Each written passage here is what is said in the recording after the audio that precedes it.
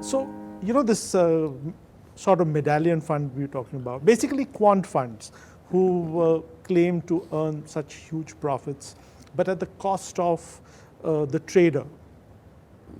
How does one really deal with that? Because when we have people coming to do their CMTs or any kind of technical analysis, and they would spend a few years, but how can they compete with these guys who've got bottomless pockets and Yeah, but how do they operate? You're talking about this fund? So this Is fund, this a quant fund? this is a quant fund, Yeah. and they collect data from all over. Yeah. In fact, the book said that the data which they collect include Facebook posts and tweets and even job listings. And somehow they crunch that data, try to find patterns, and they make phenomenal. I think the owner is worth about $20 billion. That's what it said. Wow. And then the important part about what I found important about the book is this. He said that all these profits and the positions last for about 2 weeks, a few days to a few weeks. And they said all these profits come at the expense of the other traders, people like us possibly. Yeah. So how do we deal with these quants? Could you have any idea about this?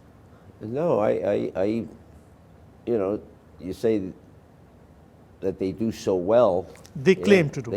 I was just going to say, we've had a market that's been unusual, at least in the States. Yes. We had 10 years of this. Yes. And now everybody's gotten to the point, well, you got to be passive investors, and just buy and hold.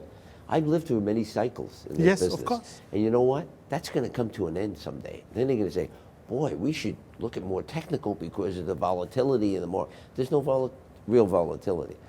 I guess maybe that would be kind of like my answer to that. I think when we get a real downturn in the market, we'll see how well that guy does. That's true. Yeah. Because last 10 years, I think everybody's done well. Yes. Anybody has done well. Exactly right. That's great. I mean, that's a nice way to really put it. Yeah, and I was telling the guys at the CMT Association, I said,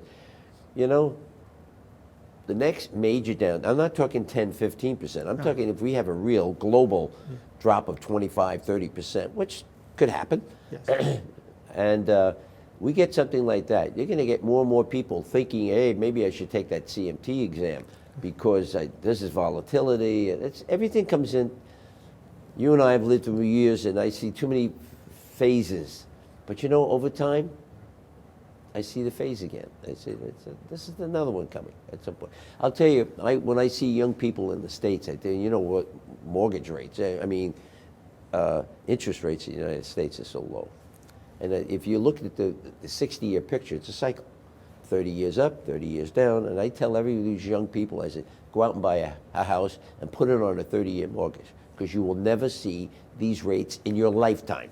Now, I'm not saying tomorrow. I'm saying the next 10, 15, 20 years. I won't be around, but you'll be there. I bought an apartment in New York City in 1994, and I paid 10.5% mortgage rate, and I kissed the bank, and he didn't charge me 12%.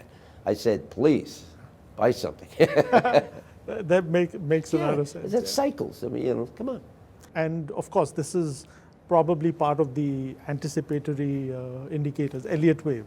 Yeah. And I see we are near the end of the fifth wave somewhere of some category. And I tell people, next year could be a recession. Please watch out. Yeah. And you may not get enough time to exit. So be a little careful. Yeah. Just be cautious. Just look at signs where you need to exit in time. That's where the technical comes in. And then they look at me as if, I'm foolish. No. Everyone's making money. That's what this guy's doing. No. What you are doing, you're being prudent. You're telling him risk management is what you really should be talking. So don't worry about how much money you can make. Yeah. Just make the losses short. When I was first hired as a junior analyst, the old man, the director of the firm, said, and I was starting to write a market letter, and he said to me one day, he says, we pay you to make mistakes. I said, excuse me? He said, we know you're going to make a mistake. He said, first of all, it's got to be a very small mistake, and you can't make the same mistake twice or you're fired. Isn't that great? That's really nice. Thank you so much, Ralph, Oh, for thank talking you. to us. Oh, that was And great. I'm sure people will learn a lot from Oh, this. I hope so. Thank you very much. Thank you so much. Bye-bye. Thank you. Bye.